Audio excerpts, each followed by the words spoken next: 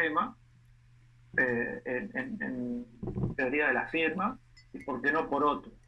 Bueno, porque la tecnología, en última instancia, es lo que determina la productividad, ya sea en una empresa de servicios o en una empresa de bienes, ¿sí? Y la tecnología es un tema que se viene estudiando prácticamente desde que empezó la economía. Yo creo que les conté que la economía surgió en 1776 como ciencia social, aunque ya existían los fisiócratas antes en Francia, que eran unos pensadores que hablaban en términos económicos, si se quiere, aunque en esa época se llamaban filósofos. Por un señor se llamaba Adam Smith, que era filósofo y que, bueno, publicó un libro llamado La riqueza de las naciones en ese año. Y bueno, hay un capítulo, luego vino David Ricardo, que era un alumno de Adam Smith, y en un capítulo del libro de Ricardo, ese capítulo se llamaba Sobre la maquinaria. ¿Por qué?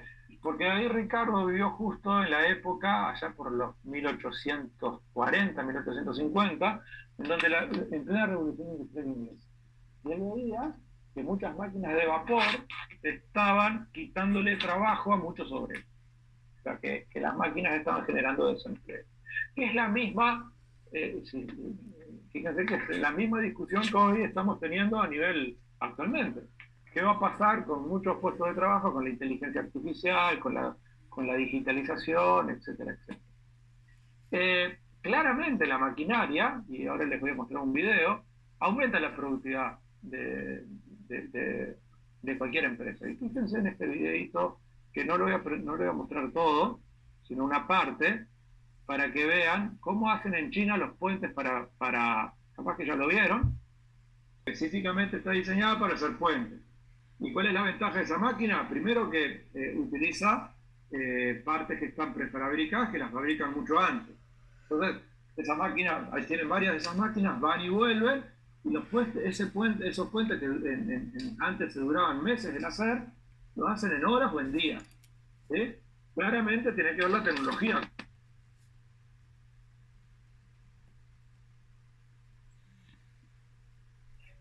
Te dejamos escuchar, profe. Profe, no se escucha. No se escucha.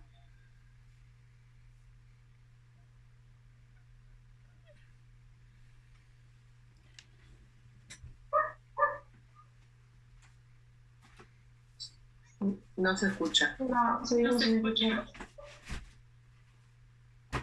Se escuchó como que tapaste el micrófono o algo así, no sé, de la nada. No. No, tampoco. Disculpen, creo que ya.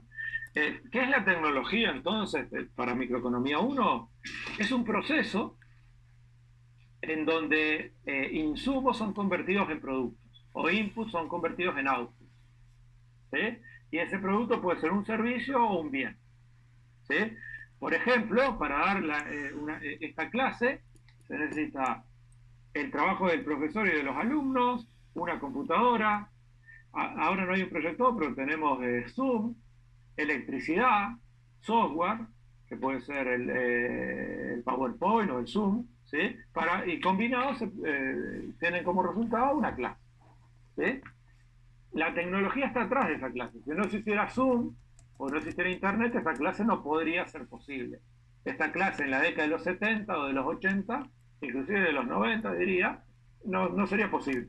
¿Sí? Porque el Internet que existía en ese momento, el ancho de banda no era suficiente como para soportar video bidireccional de muchas personas en muchos lugares. ¿Sí? Entonces, en general, cuando estamos pensando en una función de oferta y en una empresa, ¿sí? Lo que el empresario se pregunta es cuál es la mejor tecnología para poder producir ese bien o servicio y cómo compara esas tecnologías. ¿Sí? No es lo mismo producir un buzo de lana a mano, ¿sí? Que producirlo con un telar electrónico. También la calidad es diferente, pero bueno, supongamos que la calidad sea la misma, el bien sea homogéneo, claramente la tecnología permite una productividad más alta, es decir, una cantidad de producto mucho más importante por unidad de insumos. ¿Sí? Y bueno, esas son las preguntas que nos vamos que nos vamos a hacer y vamos a tratar de responder en esta parte. ¿Sí? Supongamos, ¿sí?, que tenemos una canasta o una combinación de insumos. ¿Se acuerdan o de factores productivos? ¿Se acuerdan cuáles eran esencialmente los factores productivos en una economía? Lo vimos en Economía Nacional al principio. ¿Cuáles eran? Tierra, o sea, recursos naturales, capital y trabajo. Tecnología. ¿Sí? Bueno, la tecnología también. La tecnología es otro insumo. Ahora bien, Entonces, ¿perdón? tierra, capital y trabajo. Ahí va, o recursos naturales, capital y trabajo. ¿Sí? Ahora bien, supongamos que tenemos un vector, es decir, un conjunto de valores que me describen esos inputs que tengo para una función de producción. Si fueran tres, por ejemplo, podría ser tierra, capital y trabajo. En este caso tendría 6 unidades de 6 unidades de capital de tierra, 0 de capital y 9 de trabajo. ¿Sí? O al revés. Esto es trabajo, tierra y capital. Tengo 6 empleados, 0 tierra y 9 millones de dólares de capital. No tengo y quiero plantar soja. Bueno, no tengo que tener la tierra para plantar soja, es decir, no tengo que ser el dueño, puedo arrendar y plantar soja, ¿sí? Que es lo que hace la mayor cantidad de gente que planta soja, por ejemplo. Entonces, en el caso de una chacra de soja, bueno, tengo bastante más insumos que eso, ¿no? Yo no sé si saben, ¿alguien de campo acá o del interior que sepa de chacra? Súper bien. Súper bien, muy bien. ¿Cuál es el mayor porcentaje de costo en una chacra si uno no es propietario? Bueno, de hecho, si Lo propietario arrendarla. arrendarla, ¿no? En general, si uno quiere plantar soja y menos de $250 la hectárea con una soja de casi 500 y pico, no va a conseguir. O sea que el 50% de lo que va a ganar se le va en el arrendamiento. Otro insumo muy importante en una chacra es el gasoil, el que quema el tractor para poder plantar o la cosechadora para poder cosechar. ¿Sí? Entonces, esos insumos están aquí adentro. ¿Sí? En una fábrica tengo desde salarios de los trabajadores, alquiler de oficinas si tengo que alquilar, electricidad, agua, gas, combustibles, etcétera, etcétera. Y de hecho esta combinación de insumos es muy, muy grande e inclusive muy compleja, si se quiere. Pero supongamos que tenemos 3 insumos. Bueno, un vector sería el tipo 609, en donde cada uno de estos numeritos indica que pueden ser de unidades diferentes. Esto puede ser cantidad de personas, esto puede ser pesos, esto puede ser hectáreas de tierra, etcétera, etcétera. Me determinan esos insumos que son necesarios para producir un bien o un servicio. ¿Sí? Una función de producción, justamente, es la máxima cantidad que puedo producir dado esos insumos que tengo. ¿Sí?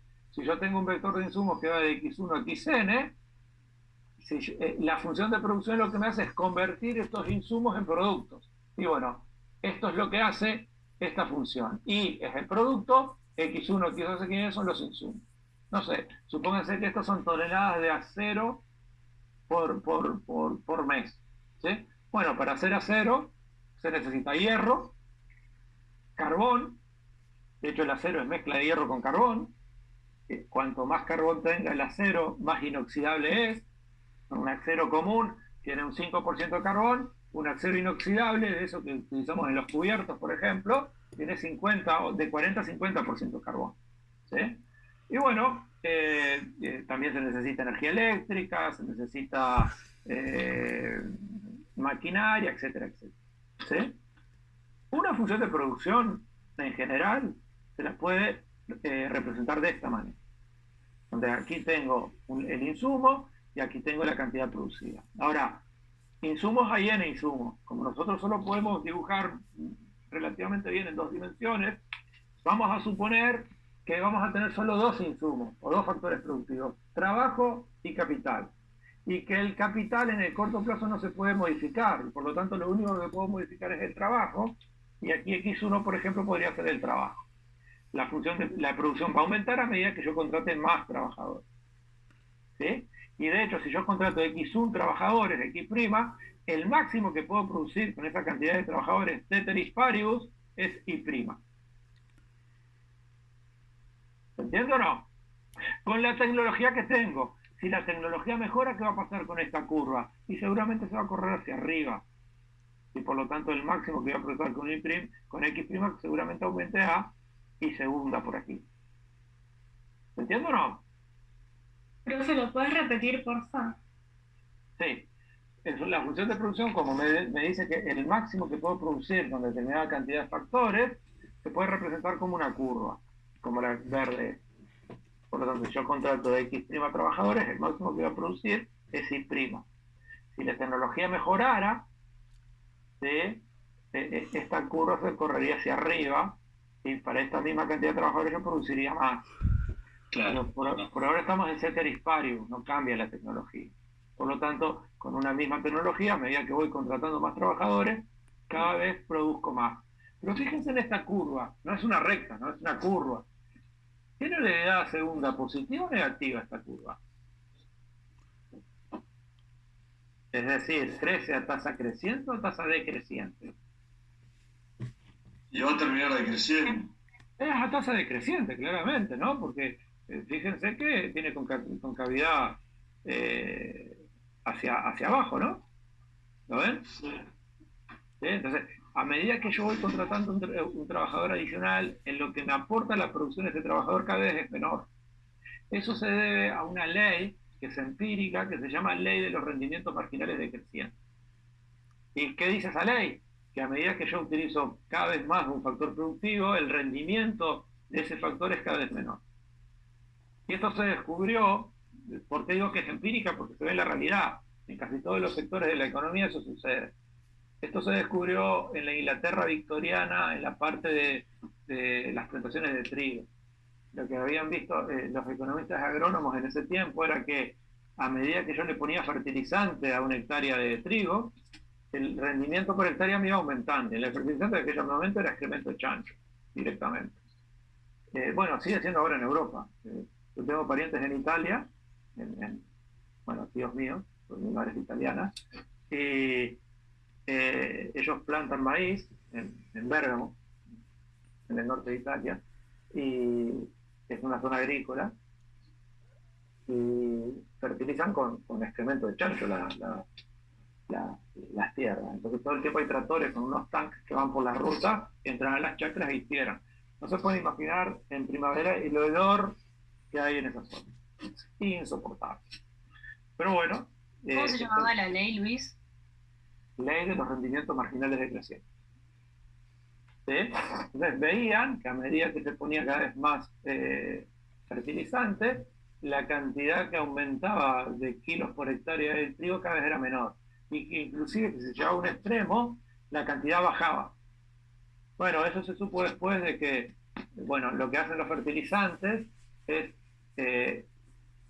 ayudar a fijar el nitrógeno en las raíces de las plantas, pero cuando hay mucho fertilizante, ese nitrógeno no solo no se fija, sino que las raíces se pudren.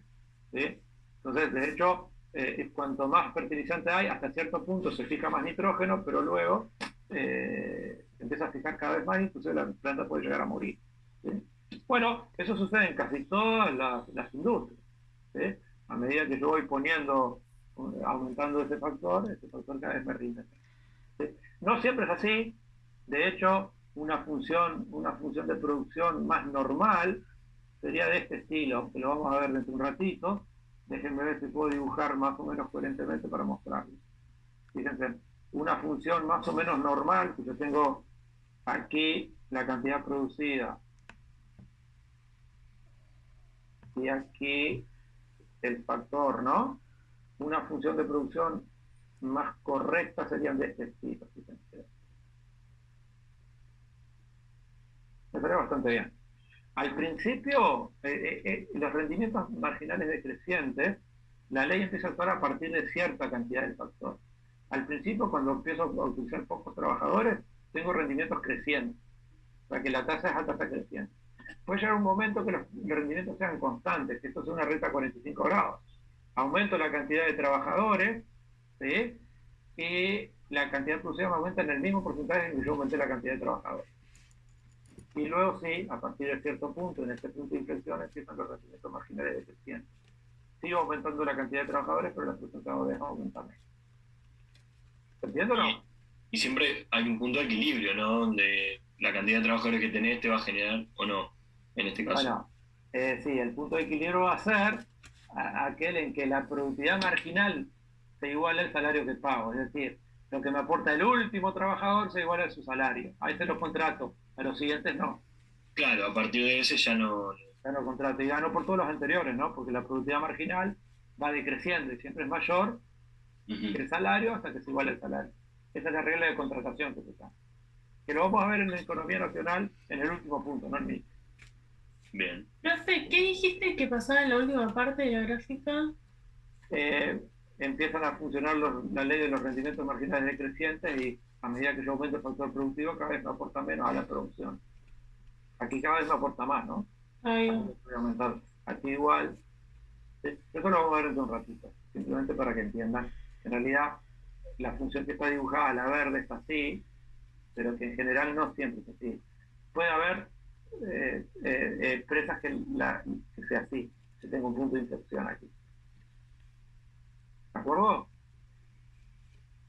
¿Sí? Bueno, fíjense que esta última que dibujé simplemente está aquí, que está en verde, ¿no? Bueno, en realidad,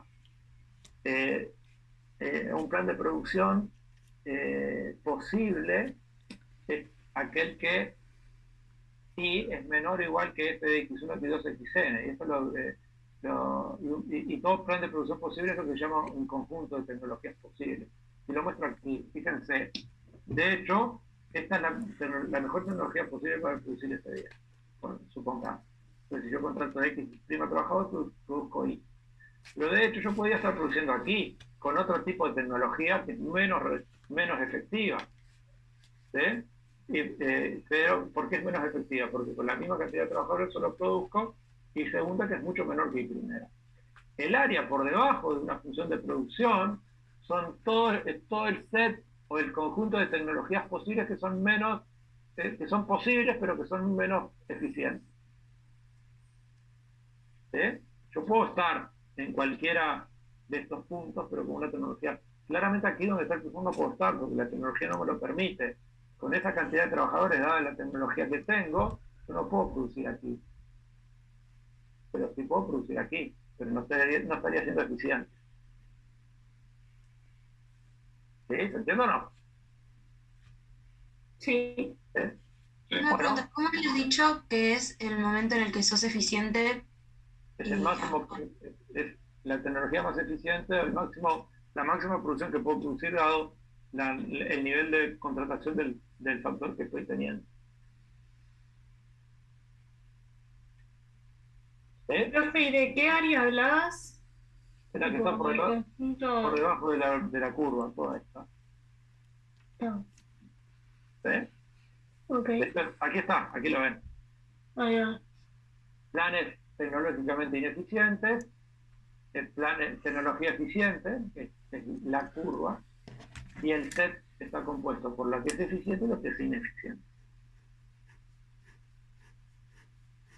O sea, por debajo es tecnología ineficiente, en la curva es lo más eficiente. Y la de arriba no puedo acceder, Y por arriba no, pues, gracias. Por lo menos en este momento. ¿De acuerdo? Bien, ¿preguntas, comentarios? ¿No? Ahora vamos a ver otro video. Bueno, ¿no hay ninguna pregunta hasta aquí? ¿Se entiende? Muy bien, Luis. Bueno, perfecto. Ahora volvamos al álgebra.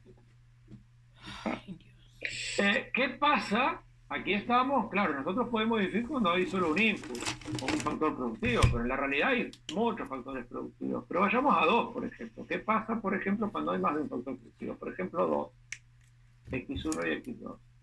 Una función posible podría ser esta. Y igual f de x1 x2 igual 2x1 al 1/3 por x2 al 1/3. Y nosotros ya vimos este tipo de función de producción. Es función, perdón. ¿Qué tipo de función es esta? ¿Qué nombre tiene? Tiene nombre y apellido. Perdón, dos apellidos. Douglas. Es una Cobb. De hecho, exacto. De hecho, Cobb y Douglas, que fueron dos economistas que trabajaron por separado pero llegaron a la misma conclusión, empezaron estudiando estas funciones para producción, no para teoría del consumidor. Luego, como funcionaba para teoría del consumidor, se utilizó para describir curvas de utilidad o curvas de indiferencia. Funciones de utilidad, curvas de indiferencia. Pero originalmente se inventaron, o se descubrieron para funciones de producción. Y fíjense que esta es una función de producción en donde, primero, yo para producir el bien necesito los dos factores, porque si utilizo cero de un factor, me da cero la producción. Esto es trabajo y capital. Este numerito acá, el 2, ¿sí?, es el nivel tecnológico. Quiere decir que si fuera 3, la empresa tendría una tecnología superior a la que tiene 2 o a la que tiene 1. ¿Sí? Y el coeficiente, vamos a ver que tiene que ver con el rendimiento a escala de la empresa o de la producción, que es un concepto que vamos a ver dentro de un ratito. Fíjense que una función de producción en donde yo tuviera 1 y 8, 1 de trabajo y 8 de capital, por ejemplo, con esta función de producción yo produciría 4 unidades de lo que fuera. ¿Sí? Estoy produciendo, no sé, tops de lana. Tengo un empleado que verifica 8 máquinas. Con un empleado de 8 máquinas yo produzco 4 tops por minuto, por decir algo. ¿Saben lo que es un top de lana, no? No. ¿No? Es una bobina de lana en hilo sin lavada. Ven, a ver si les muestro por aquí. Uruguay exporta bastante top de lana. De hecho, es lo que más exporta. A ver si hay alguna foto. Segundo. Bueno. Un top de lana. Lana de más contamina en Uruguay. No son ni por cerca las UPM o las pasteras, son las curtiembres y las laneras. El lavar la lana implica utilizar algunos productos químicos que son bastante peligrosos y además genera mucha contaminación. Todavía más peligroso es el tema de la curtiembre, porque la curtiembre utiliza arsénico para poder tratar los cueros, y como ustedes saben, el arsénico es mortal, ¿no? Pero bueno, por ejemplo, claramente si aumento la cantidad de inputs, aumenta la producción. En este caso, fíjense que aumenté de 1 a 8 uno de los inputs y la producción aumentó de 4 a 8. Fíjense que aquí ya podemos ir viendo algo de los rendimientos.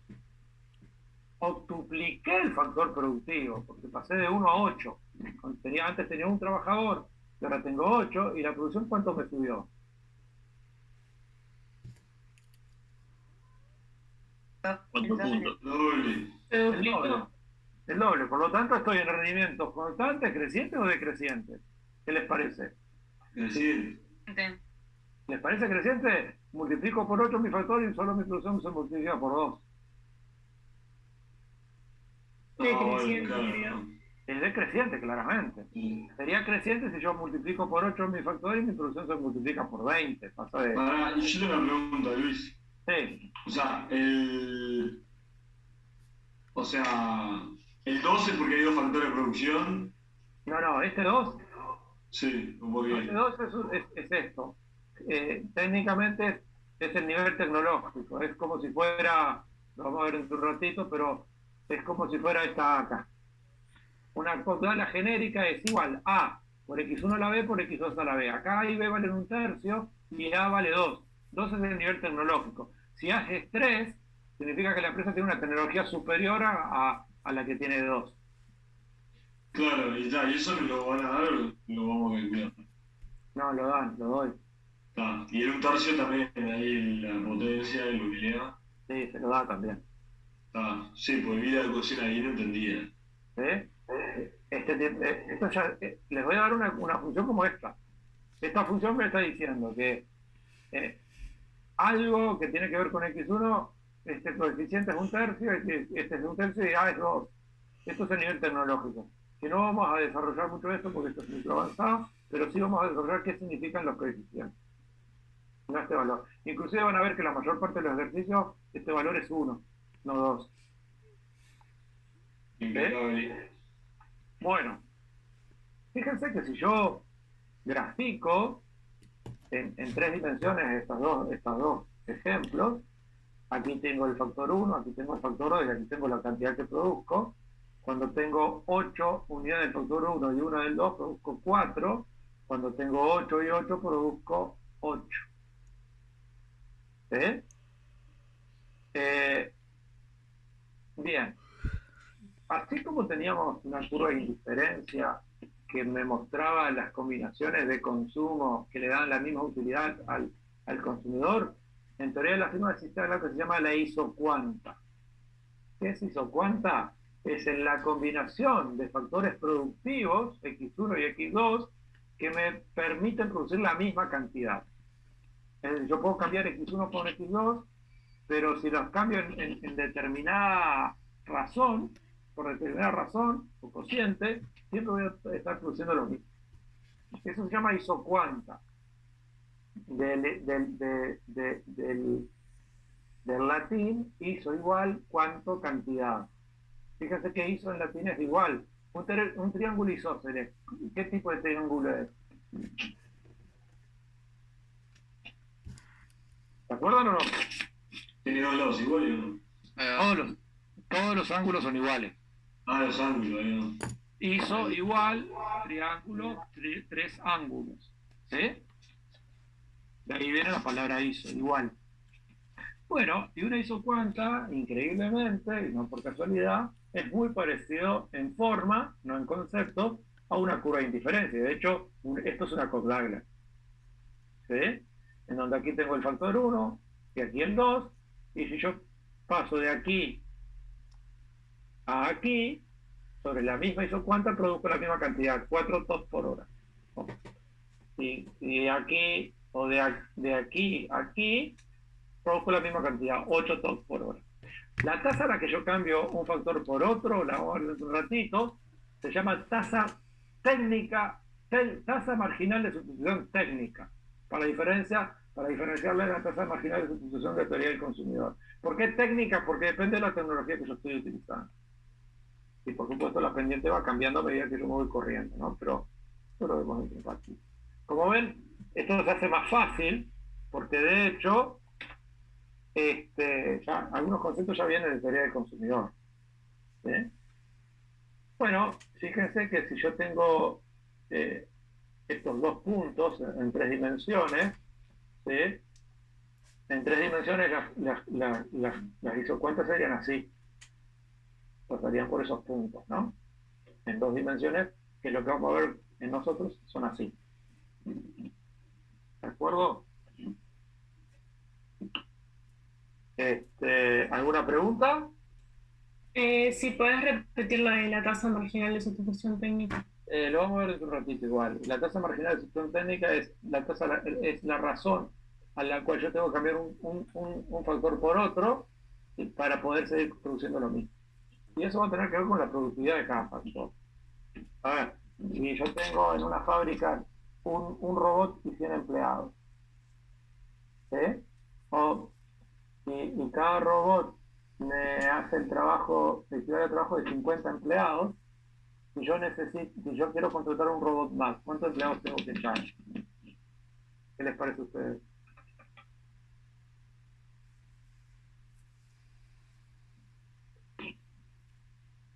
¿Cómo te ibas a repetir la pregunta?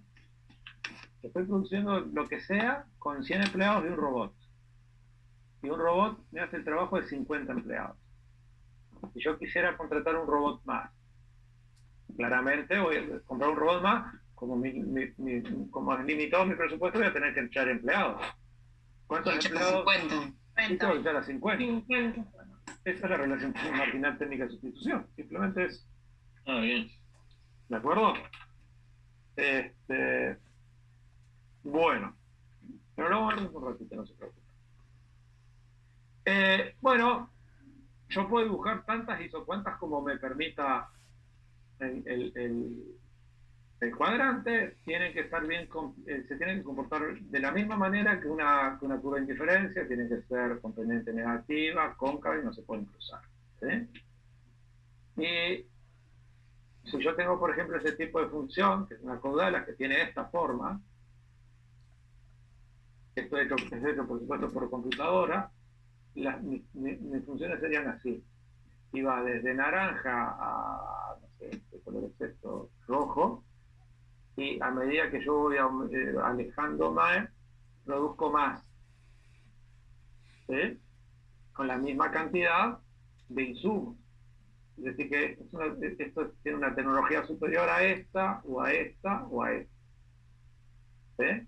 O por lo menos con la misma cantidad de uno de los insumos. Si lo ponemos en 2 dimensiones, esto se transforma como en un techito, ¿vieron? Parecido al techo ese que tiene el Teatro de Verano. Bueno, como una cúpula, como una media cúpula. ¿Sí? Y aquí tienen la cantidad que se produce cada uno de esos factores. Una Cox-Douglas, que lo que hemos visto ahora, tiene la forma genérica de A por X1 a la A por X2 a la B. Siendo A mayúscula un número positivo y distinto de C. Y A y B también un número positivo y distinto de C. ¿Sí? No pueden valer 0 ni valer menos 1. Bueno, técnicamente A y B minúscula podrían llegar a valer 0, porque ¿cuánto vale un número elevado a la 0? 1. 1. Lo que quiere decir es que no estoy utilizando ese factor. Pero bueno, para microeconomía 1 vamos a suponer que valen más que 0. ¿Sí? Dijiste que A mayúscula era un número positivo, ¿no? Sí, siempre positivo. Y A y B también, aunque técnicamente podrían valer 0, pero para microeconomía vamos a suponer que no. O sea, yo no le voy a poner ningún ejercicio en donde A o B sean 0.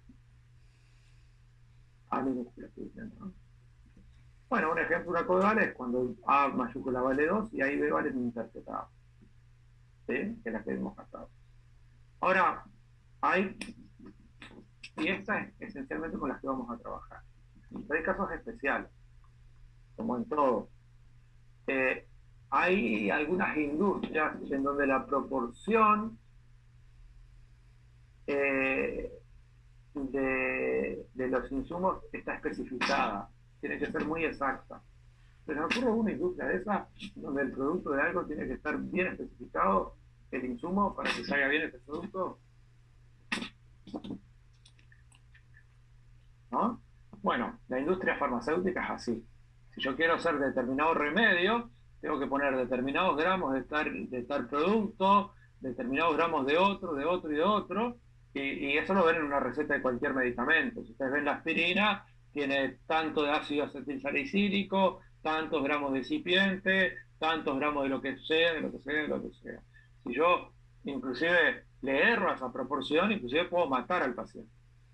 Estoy yendo a un extremo, ¿no? En la industria farmacéutica, de hecho, las proporciones de los insumos que se utilizan para producir el producto, inclusive son de miligramos, ¿sí? Y tienen que ser muy exactas y el control de calidad tiene que también ser muy, muy exhaustivo, porque un medicamento que tiene mal la proporción de esos insumos puede convertirse en un veneno, por ejemplo.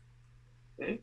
Y bueno, ese tipo de funciones de producción, por ejemplo, de la industria farmacéutica, son de este estilo.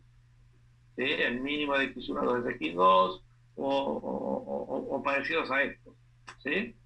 Son en general, este tipo de función de producción, acuérdense que vimos una función de utilidad parecida a esta. ¿Qué función de utilidad era el mínimo de ambos? ¿Se acuerdan? Que tenía formas de L. ¿Para qué bienes era esto? Complementarios, ¿no? Complementarios. Exactamente.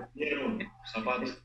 Exactamente. Bueno, este tipo de función de producción son cuando utilizo insumos complementarios. Si yo quiero hacer un remedio, necesito sí o sí dos componentes que se tienen que combinar a la vez. Si falta uno de los componentes, ese remedio deja de ser un remedio. ¿Se entiende? La aspirina sin el ácido acetilsalicílico y sin el excipiente no es aspirina. ¿Sí? Bueno, este tipo de funciones de producción, ¿sí? Son funciones de producción en donde solo vale el vértice generalmente. ¿Sí? Y esta sería la isocuanta, pero lo que vale de la isocuanta, a diferencia de esta, que vale cualquiera de estas, yo puedo cambiar uno por otro.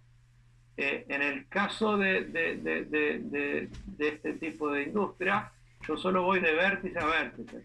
Yo necesito una relación de 4:2 para hacer un remedio. Si quiero hacer más remedio, la relación tiene que pasar de 8:4 o de 14:7. Pero siempre es el vértice. ¿Entiendes o no? ¿Sí o no? Sí, ¿Sí? clarísimo. Bueno, y otro tipo de industria que son muy específicas son en donde en realidad yo tengo muchos insumos para producir lo mismo. Puedo producir algo con un material o con otro, o con ambos. Y esos insumos son sustitutos. Y bueno, o casualidad, al igual que cuando hablamos de bienes, las isocuentas son rectas. ¿Sí? Y yo puedo producir la misma cantidad de bien solo con 8 unidades de bien 2 o con 24 del insumo 1, perdón, o con una combinación de ambos. Bueno, aquí un ejemplo podría ser los tejidos, ¿no? Ustedes saben que los tejidos, en general las telas se pueden hacer con productos naturales o con artificiales, con acrílico. Y hay usos que tienen 100% de lana, otros Poliéster. que tienen poliéster, exactamente. 100% de lana, otros que tienen 40 de lana y 60 de poliéster, que es un plástico en realidad, sale del petróleo, o 100% poliéster. ¿Sí? Las camperas que ustedes compran, esas de nylon en Zara o en H&M, son todas de poliéster. ¿Sí? Son todas artificiales. ¿Sí? Esa es una de las razones por las cuales H&M está perdiendo mucha clientela, porque hay mucha conciencia ecológica hoy por hoy en el tema del consumo, y bueno, como producen generalmente con muchas cosas artificiales, bueno, hay todo un tema ahí como antes había con el tema de las pieles, vieron que ahora nadie usa pieles, no son tapados de pieles, ya no se usan. Y además esas tiendas como Zara y H&M, no sé hasta qué punto es verdad, pero han tenido problemas por la explotación de Sí, es verdad. trabajo y todo eso. Singapur, el Malasia. Las maquilas y esas cosas. Sí, sí. La que fue más perjudicada por eso en su momento fue Nike. O Nike, Sí, como dicen los gringos. Sí, sí, sin duda. Sara tuvo algunas denuncias por eso también. Sí, sí, es cierto. Bueno, H&M ese está sería un tratando ejemplo. de hacer una campaña ahí de reciclaje, vos le podés llevar ropa vieja Sí, y mirá la qué bueno. reciclan. Bueno, supongo eso tiene que ver con la responsabilidad social del empresario, supongo, y para tratar de cambiar la imagen, ¿no? Imagino bueno, que sí. Bueno, ese sería un ejemplo de este tipo de isocuant. ¿Preguntas, comentarios? Dani, ¿vas a poner un segundito la de los complementarios, la gráfica? Sí, cómo no. Ya está, gracias. ¿Sí? Bueno, si no hay ninguna pregunta hasta ahora vamos al siguiente tema, que es lo que acabamos de ver, en realidad, que les acabo de nombrar, que es el producto marginal. Así como vimos que había una utilidad marginal para el consumidor, que era lo que aumentaba la utilidad total si el consumidor aumentaba el consumo de uno de los bienes, ¿sí? Hay esencialmente la productividad marginal, que se refiere al insumo. La productividad marginal hay productividad marginal para el bien 1 y para el bien 2. ¿Y cómo se define la productividad marginal? Como el aumento en la productividad total como consecuencia de aumentar en una unidad el insumo que estoy utilizando, uno de los insumos. Y hay productividad marginal para el bien 1 y para el bien 2. Esto es un delta, ¿no? Esto lo que me está diciendo es cuánto aumenta la producción total y si aumente yo en una unidad o en lo que fuera la utilización del insumo I, 1 o 2. ¿Sí? Y por lo tanto hay productividad marginal del trabajo y productividad marginal del capital. Por ejemplo, supónganse que yo tengo una pizzería y que mi pizzería consta de un horno, que es el capital, y un pizzero, que es el trabajo. Y con un horno y un pizzero hago por día 100 pizzas. Por decir algo, ¿no? ¿De acuerdo? Ahora le va bien y contrato un pizzero más. ¿Sí? Y ese pizzero y mi producción pasa de 100 a 180 pizzas por día. ¿Cuánto es la productividad marginal de ese trabajador que contraté de más? 80. 80, exactamente. Bien. 80 menos 100 dividido entre 1. 80. Delta I sería 80, delta X1 sería 1, que es 2 menos 1, ¿no? Porque contraté un empleado más. ¿Se entiende el concepto o no? ¿Puedes explicarlo una vez más? Sí. Sí. Eso último, sí. Tengo una pizzería donde tengo un horno y un pizzero. ¿Sí? Por lo tanto, mi capital es un horno y mi trabajo es un pizzero. Mi factor productivo de trabajo es 1, mi factor capital es 1. Y con eso produzco 100 pizzas por día. Me va bien, contrato un empleado más y ahora voy a tener un horno y 2 empleados o 2 pizzeros. Y paso a producir 180 pizzas por día. ¿Cuánto es mi productividad marginal? Mi productividad marginal se define como cuánto aumenta en mi producción total dado que aumenté en una unidad el factor productivo. ¿En cuánto aumenté el factor capital? En nada. Por lo tanto, lo que voy a ver es la productividad marginal del trabajador, que es, lo aumenté en 1, pasé de 1 a 2. ¿Cuánto es el incremento de X1 entonces? 80. ¿Eh? De X1, ¿no? No de Y. Ah. ¿Cuánto es este incremento? ¿Hola? Pasa de 1 a 2. Sí. 1. 1. ¿Y cuánto es el incremento en Y? 80. 80. 80 dividido 1, 80. La productividad marginal de trabajador es 80. O sea, abajo, en vez de poner 2, que es la cantidad que tenés ahora, pones la cantidad que sumaste, que fue solo 1. Y arriba también, porque esto es delta. Siempre esto es incremento. Ah, bien. Esto No sé por qué pensé que el delta era algo para derivadas, no sé por qué. No, bueno, sí, el delta es algo para derivar. Lo que pasa es que se transforma en una función continua, el delta es derivada. En una función discreta, el delta es el triangulito que ustedes ven en el liceo. Claro. Acá estamos en una función discreta porque tengo solo 2 puntos. Cuando tengo un trabajador y cuando tengo 2. ¿De acuerdo? Sí. ¿Sí? ¿Todos entendieron esto? Sí. Bueno, buenísimo. Disculpe que insista porque es fundamental que se entiendan los conceptos, ¿no? Bueno, de hecho, fíjense que si tengo este tipo de función de producción, esta Cobb-Douglas, que es x1 a la 1/3 por x2 a la 2/3, fíjense que esta función de Cobb-Douglas tiene, fíjense, el A valiendo 1, A minúscula 1/3 y B 2/3, ¿no? ¿Estamos de acuerdo? ¿Sí? Y bueno, si quiero hallar la productividad marginal de X1, hallo la derivada parcial de esto con respecto a X1, teniendo en cuenta que X2 es una constante. Y fíjense que la derivada parcial de esto, respecto a X1, que lo que dice acá, esto es lo que dice, dividido a I, dado que la variable es X1, ¿no es? La derivada de I dividido la derivada de X1. Esto es lo que me dice, derivada de I, dado que la variable es X1. Derivada de I, dado que la variable es X1. Fíjense que la derivada de X1 acá es 1/3 por X1 a la 1/3 menos 1, que es menos 2/3.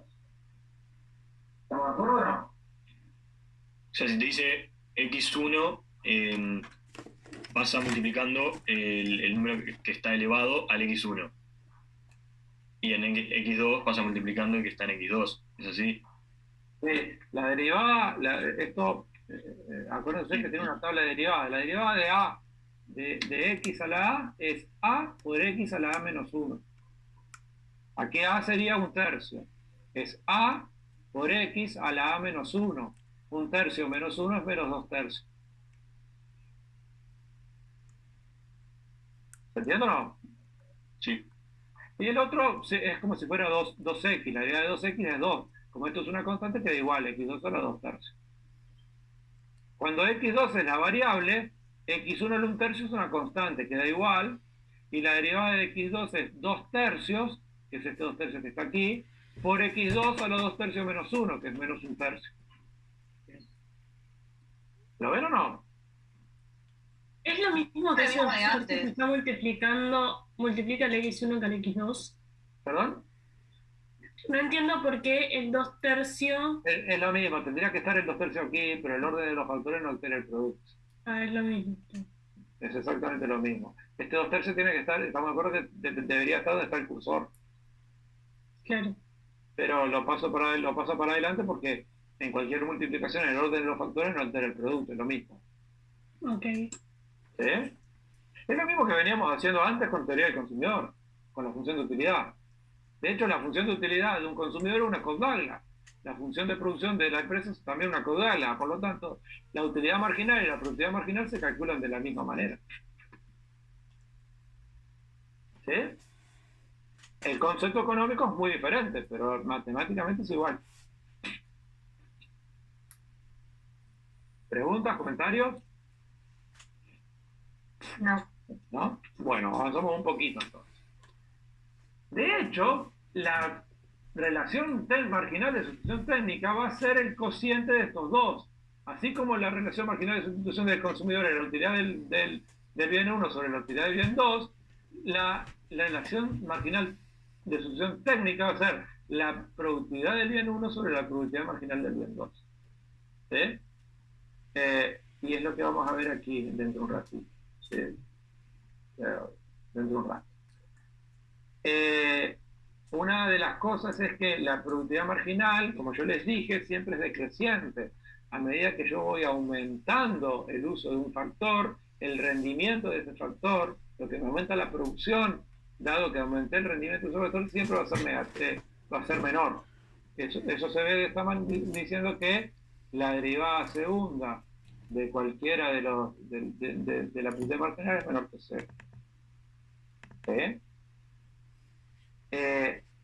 Y de hecho en el ejemplo que yo les puse, expresamente les puse que aumentaba en 80 la producción, no en 130. ¿Sí? Pasó de 100 a 180. El primer pizzero me producía 100 pizzas, el segundo me produce 80 y el tercero me va a producir 70 y así sucesivamente.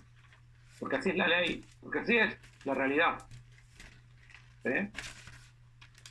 Ahora vamos a pasar a un tema que es muy importante, que es el tema de rendimientos a escala. ¿Qué es una escala cuando hablamos de teoría de la firma? Es el tamaño de la empresa. Y la escala se puede medir de varias maneras. ¿Sí?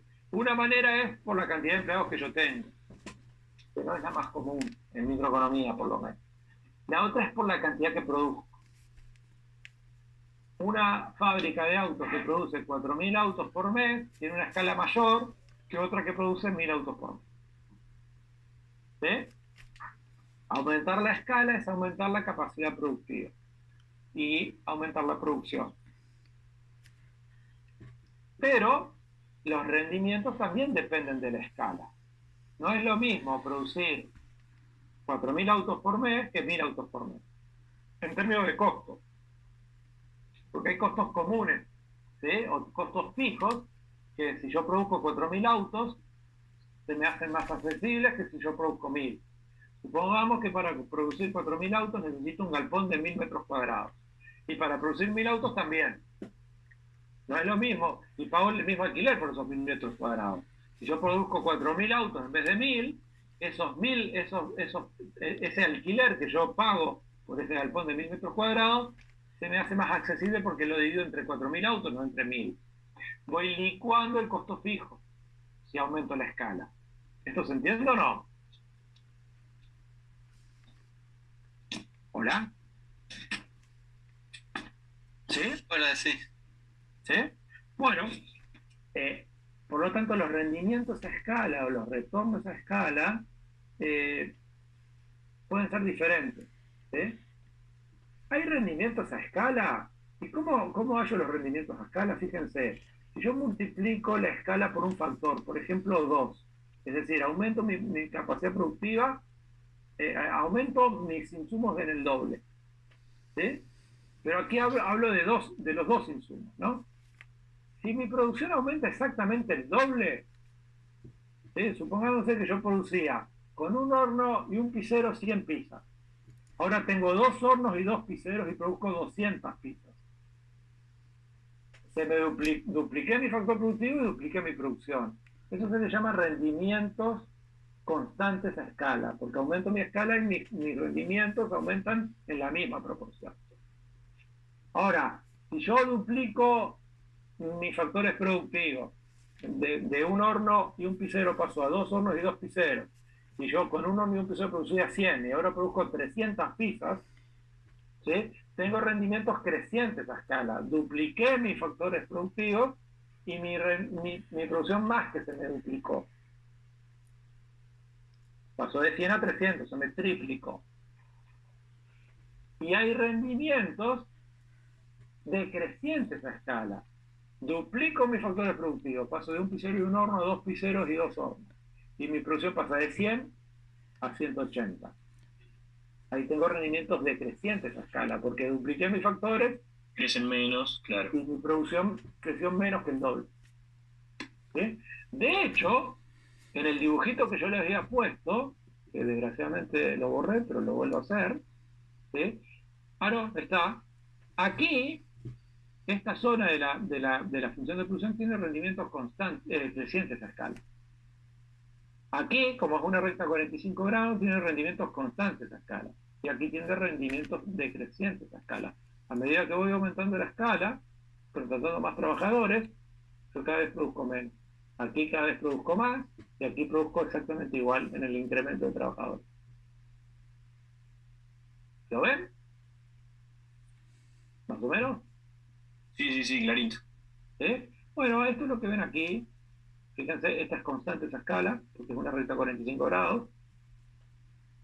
Esta es decreciente esa escala. ¿Sí? Ven que aquí paso de aquí a aquí, y la producción solo, en vez de pasarme de aquí a aquí, me pasa de aquí a aquí, menos que se duplica. ¿Sí? Si esto fuera 2, y esto es 2, bueno, de hecho es 2, no había visto en 2, disculpen. Cuando es decreciente es menos que 2 aquí, ¿estamos de acuerdo, no? Aquí multiplico por 2 y aquí no llego a multiplicar por 2, porque para multiplicar por 2 tendría que haber llegado aquí, y solo llega aquí. Y esta es creciente esta escala. Paso aquí duplico, ¿sí? Y para duplicar tendría que haber llegado aquí, pero llegué aquí. Estamos de acuerdo que esta parte, fíjense que es, en el dibujo que yo les hice, está aquí. Esta parte sería esta. Y por último esta sería esta. Hay un punto de inflexión por acá, ¿no? ¿Entienden o no? ¿Sí? Bueno, de hecho en una Cobb Douglas esto es muy fácil de darse cuenta. ¿Y cómo nos damos cuenta en una Cobb Douglas qué tipo de rendimiento tiene una función de Cobb Douglas? Si la suma de los coeficientes de la Cobb Douglas suman 1, los rendimientos son constantes en escala. Si suman más que 1 son crecientes, y si suman menos que 1 son decrecientes. Entonces, este tipo de función de producción que vimos al principio, que es una Cobb Douglas, ¿qué rendimientos tiene? ¿Crecientes, constantes o decrecientes?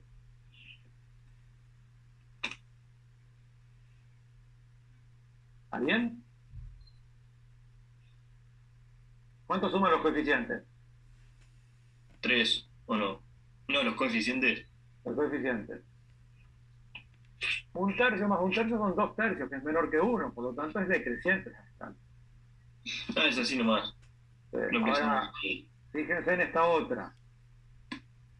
A ver, otra cosa que hayamos visto. A ver, por ejemplo, Sí, más o menos ya sabemos lo que son las cosas, déjate joder. esto sirve solo para Codeaglas, ¿no? Esta, ¿qué rendimientos tiene? Déjame ir. ¿Cuánto suman los coeficientes? 0. No, 1, ¿no? Un tercio más 2 tercios es 1. Ah, estaba mirando el de abajo. El que estaba restando. No, estas son las frutas marginales. Siempre Claro. nos tenemos que fijar en la función. Es constante porque suman 1. Entonces, bien. Y esto lo ven acá, es fácilmente para darse cuenta. No es, esto, fíjense cómo nos damos cuenta que esto es muy fácil de darse cuenta. Esto es sí original. Y esto es sí luego de haber multiplicado los coeficientes por un factor que puede ser 2 o cualquier número mayor que 0. ¿Sí? Si yo multiplico por k los factores, aplico propiedad de potencia, separo la multiplicación, esto es igual k por x1 a la a por k por x2 a la b, es k a la a por k a la b por x1 a la a, x1 a la b. Simplemente cambié este kb, lo elevé a la b y lo pasé para aquí, ¿no? ¿Sí? Porque, insisto, el orden de los factores no altera el producto. Ustedes saben que dos potencias que tienen una misma base se suman los coeficientes. K a la b por k a la a por k a la b es k a la a más b. Y estos x1 y x2 que no los puedo simplificar porque son dos factores diferentes, dos bases diferentes. Esto queda k a la a más b por x1 a la a por x2 a la b. Pero yo sé que x1 a la a por x2 a la b, sí. K a la a más b por i es el resultado de haber aumentado los factores productivos por un factor k. Si esto es un número que es igual a 1, a más b igual a 1, si k fuera 2, esto es 2. Cualquier número a la 1 es el mismo k. Si esto es a más b vale menos que 1, cualquier número elevado a la menos que 1 vale menos que ese valor. Por lo tanto, esto es decreciente. Esto vale menos que 2, si k fuera 2. Y cualquier número elevado a un número mayor que 1 es mayor que la base. Esto sería mayor que 2. Es por eso que la suma de los coeficientes me determina la productividad, los rendimientos a escala. ¿Entendió o no? Si no lo entendieron, pongan k que valga a 2 y vayan sustituyendo a y b por valores que sumados sumen 1, sumen más que 1, sumen menos que 1 y van a ver qué les da. ¿De acuerdo o no? ¿Se entiende? Sí. ¿Sí? Bueno, ahora veamos lo que es la relación marginal técnica de sustitución, o como en inglés se llama Technical Rate of Substitution, relación de sustitución técnica de sustitución. Tiene varios nombres. Es la pendiente de la isocuanta, ¿sí? Es la relación a la cual yo tengo que cambiar un bien por otro para seguir produciendo lo mismo. Y eso claramente tiene que ver con la productividad marginal. Por eso les puse el ejemplo del robot y los trabajadores. Si un robot hace el trabajo de 50 trabajadores y yo tengo 100 trabajadores en un robot, si quiero contratar un robot más, tengo que renunciar a 50 trabajadores. Porque la productividad marginal me lo determina. ¿Sí? ¿Cómo se calcula? Como la derivada, como el cociente entre las productividades marginales. Acuérdense que esto es la productividad marginal de B1 y esto es la productividad marginal de B2. ¿Por qué es negativa? Porque para contratar un factor más tengo que renunciar al otro, porque mis recursos son limitados. ¿Sí? Fíjense que la productividad marginal del bien 1, que lo vimos por aquí, era dx1 sobre di sobre dx1. Y el del bien 2, di sobre dx2. Bueno, la relación marginal de sustitución técnica es justamente este cociente. di sobre dx1 dividido di sobre dx2. ¿Sí? En el caso de la caudala que habíamos visto originalmente, o una colada genérica, la productividad marginal del bien 1 es a por a x1 a la menos 1 por a la b, y del bien 2 es b, que debería estar aquí, por xa por x2, x1 a la a por x2 a la b menos 1. Si los divido y simplifico, me queda que la relación marginal técnica de sustitución es menos a por x2 sobre b por x1. Y como ven, dependen de los coeficientes de la soldada, de A y de B. ¿Entendió? ¿O es muy complicado? Yo me re perdí en esta parte. ¿Te animás a decir la definición de, o sea, qué es lo que mide Technical Rate of Substitution? La relación técnica de sustitución es la relación en la cual yo tengo que cambiar un factor por otro para seguir produciendo la misma cantidad. Lo que dejo de usar un factor con el incremento del otro. Exacto. O mejor dicho, ahí va, la relación de intercambio. ¿Por cuánto tengo que intercambiar un factor por otro si quiero seguir produciendo lo mismo? Es decir, manteniéndome sobre la misma isocuanta. Esa relación es la remuneración marginal técnica de sustitución. ¿Y de qué depende eso? De la productividad de cada factor. Si un factor es más productivo que otro y quiero utilizar más ese factor que es más productivo, voy a tener que renunciar a menos del que es menos productivo porque me sustituye productividades. La relación robot-trabajadores. Necesito un solo robot por 50 trabajadores porque el robot es más productivo. Claro. ¿Y cómo se halla eso? A través del cociente de la productividad marginal de cada uno. Y ese cociente me determina esto. Si yo quisiera, para esta función de producción, un segundito, hallar la relación marginal técnica de sustitución, tengo que dividir esto entre esto y simplificar. O sea, MP1 dividido MP2. Claro. MP1 es DI sobre X1, MP2 es DI sobre X2. Sí. Es esto. MP1 sobre MP2. O PM1 en inglés sobre en español sobre PM2. ¿Se acuerdan que la teoría del consumidor era UM1 sobre UM2, utilidad marginal del bien 1 sobre utilidad marginal del bien 2? Bueno, acá como estamos en producción, no en consumo, es producción marginal del bien 1 sobre producción marginal del insumo 1 sobre producción marginal del insumo 2. Dios. ¿Sí? Dios. ¿O no? Sí. ¿Sí? Bueno, el tema de monotonosidad y convexidad no es muy importante, pero una función de producción monótona es de este estilo, siempre tiene pendiente positiva, y una no monótona es de este estilo, puede llegar a tener pendiente negativa. El problema es que no vamos a ver este tipo. ¿Qué significa acá? Esto significa que la ley de rendimientos marginales decrecientes llega a un extremo en donde la producción puede llegar a bajar. El ejemplo del trigo que yo le puse, cuando se pone muchos fertilizantes, se mueren las raíces y la producción baja.